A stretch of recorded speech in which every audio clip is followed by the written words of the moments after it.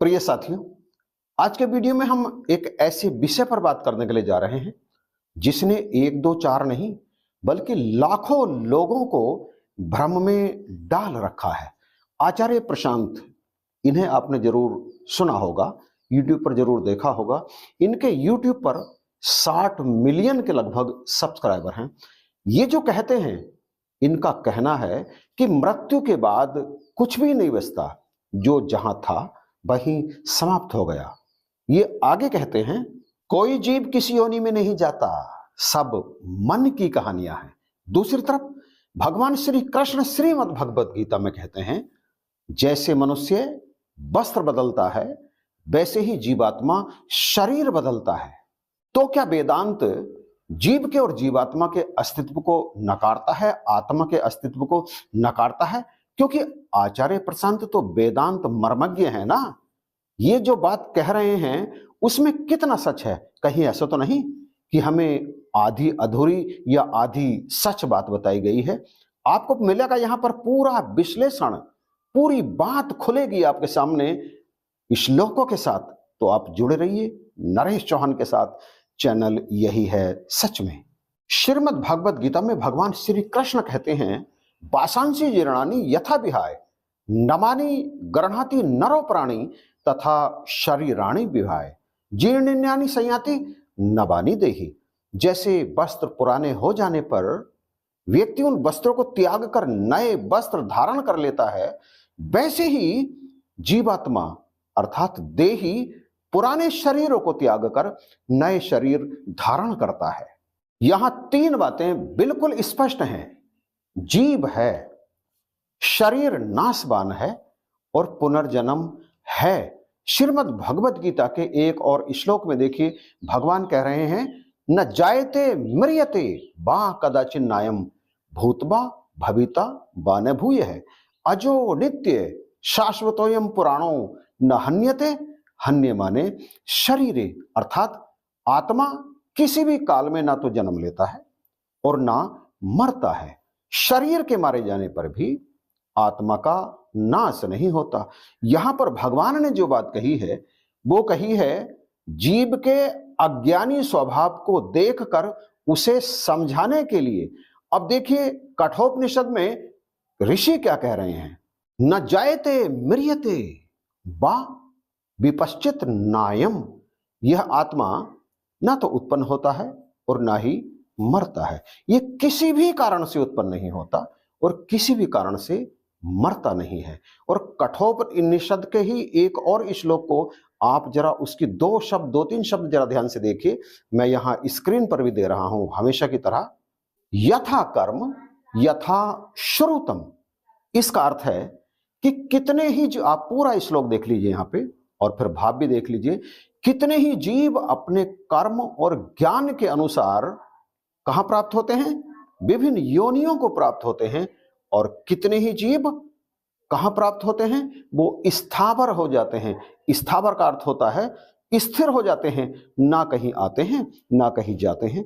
जैसा कि भगवान श्री कृष्ण श्रीमद् भगवत गीता में आत्मा के बारे में कह रहे हैं कि ये तो ना किसी काल में जन्म लेता है और ना किसी काल में मरता है। शरीर के नाश होने पर भी इसका नाश नहीं होता, क्योंकि ये तो कहीं आता जाता ही है नहीं है, और ना ही ये मृत्यु के भेद में या मृत्यु के अंडर में आता है। ये तो मृत्यु से परे है, मृत्यु इसे छू ही नहीं सकती। अब आप इसे बिल्कुल सीधी और सरल भाषा में समझ लीजिए कि यदि अज्ञान है तो कर्म भी है, गति भी है और पुनर्जन्म भी है और बंधन भी है। परंतु यदि ज्ञान है तो ना बंधन है, ना पुनर्जन्म है और ना ही गति है। अब आप आचार्य शंकर को सुनिए। ब्रह्म सूत्र भाष्य में ये कहते हैं, अविद्या के कारण ही जीव बनता है और वो भ्रमण करता है 184 योनियों में। लेकिन मांडुक्य कारिका में आचार्य शंकर कहते हैं, ना कोई उत्पत्ति और ना कोई नाश, यही पारमार्थिक सत्य है। ध्यान दीजिए, आचार्य शंकर बिल्कुल स्पष्ट करते हैं कि जहां व्यावहारिक सत्य है वहां सब कुछ है। जन्म भी है, मृत्यु भी है, कर्म भी है, समस्त योनियों का भ्रमण भी है, लेकिन जहां पारमार्थिक सत्य है वहां कुछ भी नहीं है, कुछ भी नहीं, दो भी नहीं, यहां तक कि वहां पर ब्रह्म, ब्रह्म, एको ब्रह्म, दूसरो नास्ति, इसके अतिरिक्त और कुछ भी नहीं। ना कोई जीव, ना कोई जन्म, जब जीव ही नहीं तो जन्म कैसे होगा? यह है पारमार्थिक सत्य। अब आचार्य प्रशांत को हम सुनते हैं, वो क्या कहते हैं आप ध्यान से देखिए। मृत्यु के बाद कुछ भी नहीं बचता। वे आगे कहते हैं, जिसे आप आत्मा समझते हैं वह आपकी कल्पना है। शरीर गया, सब कुछ गया। पुनर्जन्म का विचार मन को सांत्वना देने के लिए गढ़ा गया है। ना कोई आता है, ना कोई जाता है। अब सवाल यह नहीं है कि आचार्य जी ने गलत कहा या सही कहा। सवाल यह है कि आचार्य जी ने जो कहा उसे आप व्यवहारिक स्तर पर समझ रहे हैं या फिर पारमार्थिक स्तर पर समझ रहे हैं। यदि आप पारमार्थिक स्तर पर इसे समझ रहे हैं तो फिर आचार्य जी के कथन में 100% सत्यता है। ना कोई आता है, ना कोई जाता है, ना कोई जन्म लेता है, ना किसी की मृत्यु होती है। आचार्य जी जो कह रहे हैं ना कि शरीर समाप्त हो गया तो सब कुछ समाप्त हो गया, यह है पारमार्थिक दृष्टि। परंतु यदि आप इसे व्यवहारिक दृष्टि से देखें तो फिर आपको ये गलत प्रतीत होगा। व्यवहारिक दृष्टि में से तो हम सबको ये संसार दिखाई देता है, आपको भी, मुझे मेरा ये शरीर बोलता हुआ दिखाई दे रहा होगा, मुंह बोलता हुआ दिखाई दे रहा होगा, आपको अपना वजूद भी महसूस हो रहा होगा, आपको पेड़ पौधे, जीव जंतु, आकाश, सूरज, चांद, सितारे, हवा, पानी, हर किसी को का एहसास होता होगा या दिखता होगा। तो ये सारी की सारी जो दृष्टि है ये आपकी व्यवहारिक दृष्टि है। लेकिन जब ज्ञान हो जाता है, जब वास्तविकता सामने खुल करके आ जाती है तो ये जो व्यावहारिक ज्ञान है इसका लोप हो जाता है। केवल एक ज्ञान रह जाता है और वो है पारमार्थिक ज्ञान। अब यदि इस पारमार्थिक ज्ञान को आप किसी अज्ञान से त्रस्त व्यक्ति के सामने व्यक्त कर देंगे तो सब कुछ उल्टा पुल्टा हो जाएगा। उपनिषद और श्रीमद् भगवत गीता दोनों के विरुद्ध हो जाएगा। आप देखिए, भगवान श्री कृष्ण अज्ञान में फंसे हुए अर्जुन को श्रीमद् भगवत गीता के 18वें अध्याय के इस श्लोक में क्या कह रहे हैं? कह रहे हैं, सर्वधर्मान् परित्यज्य मामेकं शरणं व्रज अहं त्वा सर्व पापेभ्यो मोक्षयिष्यामि मा शुचः। इस श्लोक में भगवान ने कहा कि तू सबको छोड़कर मेरी शरण में आ जा। अब सवाल यह है कि यदि मरने के बाद कुछ भी नहीं बचता तो फिर कर्म क्यों, ज्ञान क्यों, शरणागति क्यों, मोक्ष क्यों?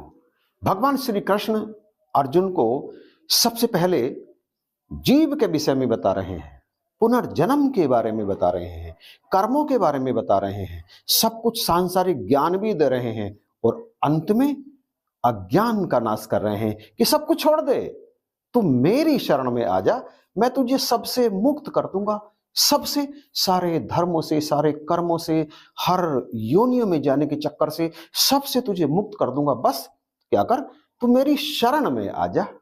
स्थिति या बात बिल्कुल स्पष्ट है। यदि अज्ञान है तो सब कुछ है, संसार भी है, माया भी है, मोह भी है, जीव भी है, पुनर्जन्म भी है, आना जाना भी है, सब कुछ है, कर्म फल भी है। परंतु यदि ज्ञान है तो फिर कुछ भी नहीं है, ना आना है, ना जाना है, ना कर्म है, ना कर्म का फल है। मरने के बाद कुछ नहीं, अधूरा सच। जब तक मैं है, मैं यानी अहम, तब तक सब कुछ है, जिनके बारे में बार बार इस वीडियो में आपके सामने मैं विनती के रूप में रख रहा हूं। परंतु जैसे ही मैं मरता है सब कुछ समाप्त हो जाता है, सब कुछ, कुछ भी नहीं, निरंकार, इसके अतिरिक्त और कुछ भी नहीं। इसीलिए तो कहा है, जब मैं था तब हरि नहीं, अब हरि हैं मैं नाही, प्रेम गली अति सांकरी, तामे दो ना समाई। एक ही रहेगा, इसमें दो रह ही नहीं सकते। और यही है सच। यदि ये वीडियो आपको पसंद आई हो, आपकी तमाम शंकाओं का समाधान इस वीडियो में हुआ हो, तो कमेंट करके बताइएगा जरूर। आपको पसंद आई है तो शेयर कर दीजिएगा। चैनल पर यदि नए हैं तो आप इसे इसी क्षण सब्सक्राइब जरूर कर लीजिएगा, क्योंकि थोड़ी देर होने पर सब्सक्राइब करना भूल जाते हैं। चलिए आप सभी को वीडियो देखने के लिए धन्यवाद।